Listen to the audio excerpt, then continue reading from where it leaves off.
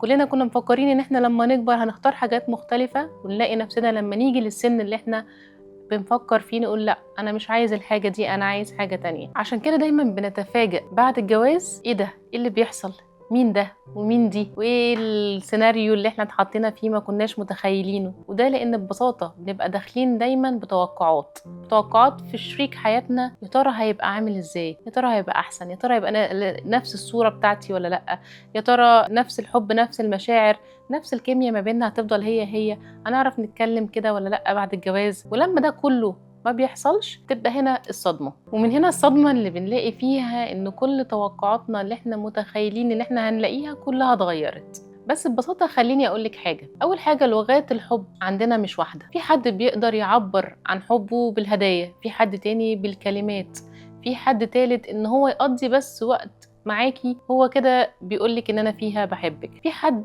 رابع بيقول أنا مجرد إن أنا ألبي احتياجاتك أنا كده بحبك. الراجل كمان بالنسبة له إن هو لما يعمل طلبات البيت أو لما يروح يشتغل أو لما يساعد في شراء حاجة ليكي، هو كمان كده بيقولك فيها إن أنا بحبك وإن أنا مهتم. عشان كده دايما بنقول مش شرط إن لغات الحب بتاعتنا تبقى واحدة، مش شرط إن الحاجة اللي أنا مستنياها ومتوقعة إنها تسعدني لو ما لقيتهاش أقول بس ده هو كده ما بيحبنيش، والعكس صحيح.